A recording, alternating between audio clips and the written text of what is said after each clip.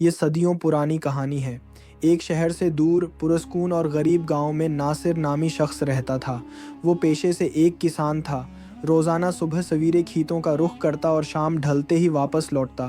اس کی زندگی سادہ مگر محنت سے بھرپور تھی۔ جو کماتا خود کھاتا اور جو بچتا وہ دوسروں کی مدد میں لگا دیتا۔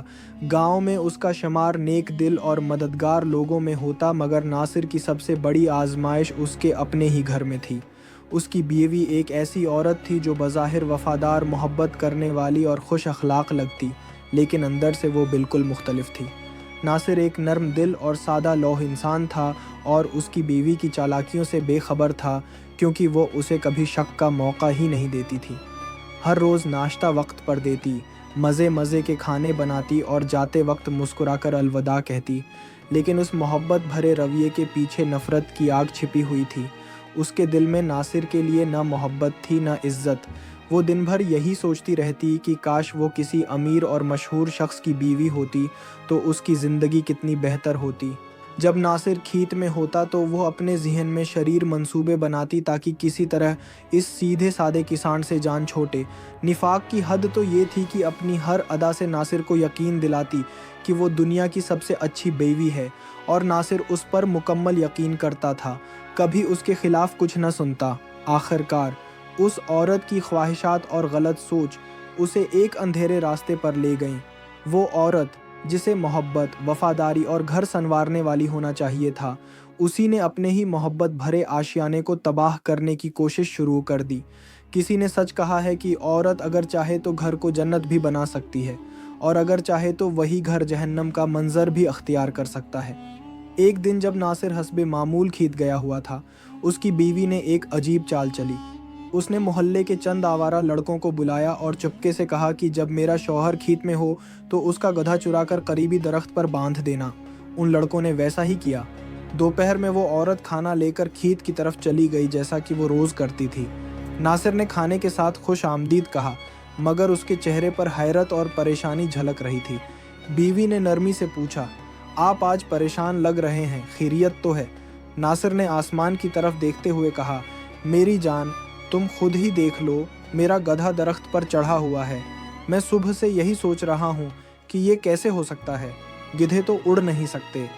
بیوی نے آنکھوں میں حیرت مگر دل میں چالاکی کے ساتھ کہا، ارے واہ، یہ تو بڑی عجیب بات ہے، چلو ہم دونوں مل کر اسے نیچے اتارتے ہیں۔ دونوں نے کافی محنت کے بعد گدھے کو نیچے اتارا۔ رخصت ہوتے وقت بیوی نے پیسوں کا مطالبہ کیا۔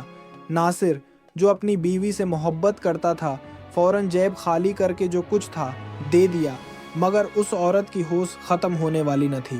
اس نے کہا، یہ تو صرف 5 دینار ہیں، بہت کم ہیں، مجھے مزید چاہیے۔ ناصر نے پوچھا، کتنے چاہیے؟ بیوی نے کہا، مجھے 100 دینار چاہیے۔ ناصر نے وعدہ کیا کہ جب گندم کے پیسے آئیں گے تو دے دے گا، اور جب پیسے آئے تو اس نے وعدہ نبھاتے ہوئے بغیر کسی سوال کے 100 دینار دے دیے۔ عورت نے ان میں سے آدھے چپکے سے الگ رکھ لیے۔ وقت گزرتا گیا مگر بیوی کے ارادے مزید گہرے اور خطرناک ہوتے گئے۔ ایک دن اس نے پھر نیا منصوبہ بنایا۔ اس بار اس نے 200 دینار مانگے۔ ناصر نے نرمی سے کہا، یہ تو بڑی رقم ہے، بتاؤ اتنے پیسوں سے کیا کرو گی؟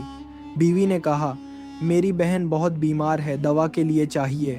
ناصر نے کہا، تم دوپہر کا کھانا تیار کرو، میں کچھ نہ کچھ انتظام کر لوں گا۔ دوپہر میں کھانے کے ساتھ وہ 3 بڑی مچھلیاں بھی ساتھ لے گئی۔ راستے میں انہیں چھپا دیا اور بعد میں کھیت میں لے جا کر دفن کر دیا۔ جب ناصر کھدائی کر رہا تھا تو مچھلیاں نکل آئیں۔ وہ حیرت زدہ ہو کر چیخا، صاحبہ، یہاں تو کھیت میں مچھلیاں نکل رہی ہیں۔ بیوی نے جھوٹ موٹ کی حیرت کا اظہار کیا اور کہا، یہ تو آپ کی کرامت لگتی ہے۔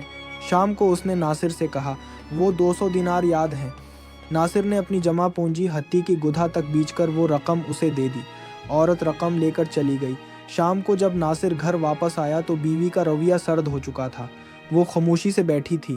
ناصر نے وجہ پوچھی تو اس نے کہا، کچھ نہیں، بس طبیعت ٹھیک نہیں۔ وہاں مچھلی رکھی ہے، کھا لو، میں سونا چاہتی ہوں۔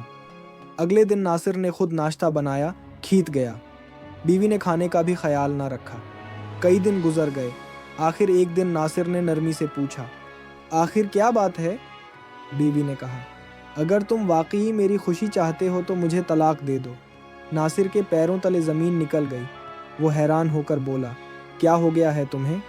پھر بھی بیوی ہر روز یہی کہتی رہی۔ ناصر نے سمجھا کہ یہ سب ایک سوچی سمجھی سازش ہے۔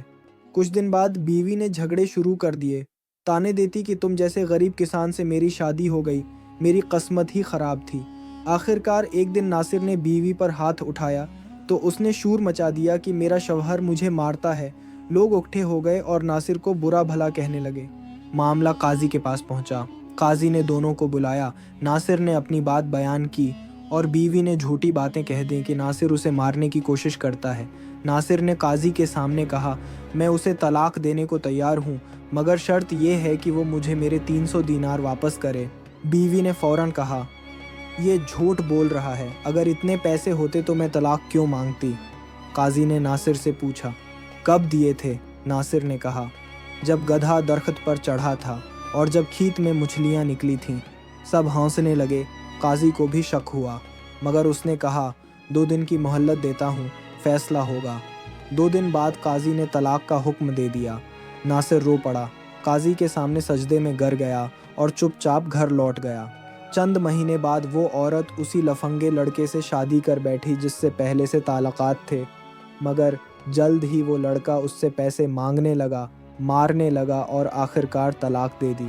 ادھر ناصر نے صبر کا پھل پایا، ایک نیک عورت سے شادی کی، اولاد ملی، سکون اور عزت ملی، جبکہ وہ عورت جو خود کو خوبصورت اور عقل مند سمجھتی تھی، لوگوں کے دروازے پر محتاجی میں جا پہنچی۔ پیارے دوستو، اس کہانی میں سبق ہے، اگر شوہر یا بیوی اپنی قسمت پر صبر اور شکر کرے تو وہی ان کے لیے بہترین ہوتا ہے۔ دنیا فانی ہے، ہر انسان میں کچھ خوبیاں اور کچھ خامیاں ہوتی ہیں۔ اصل کامیابی دولت یا خوبصورتی نہیں، بلکہ سچائی، صبر اور وفاداری ہے۔ اگر آپ کو یہ سبق آموز کہانی پسند آئی ہو تو براہ کرم ہمارے چینل کو سبسکرائب کریں، ویڈیو کو لائک کریں اور اپنے عزیزوں کے ساتھ ضرور شیئر کریں۔ آپ کے تعاون کا بے حد شکریہ۔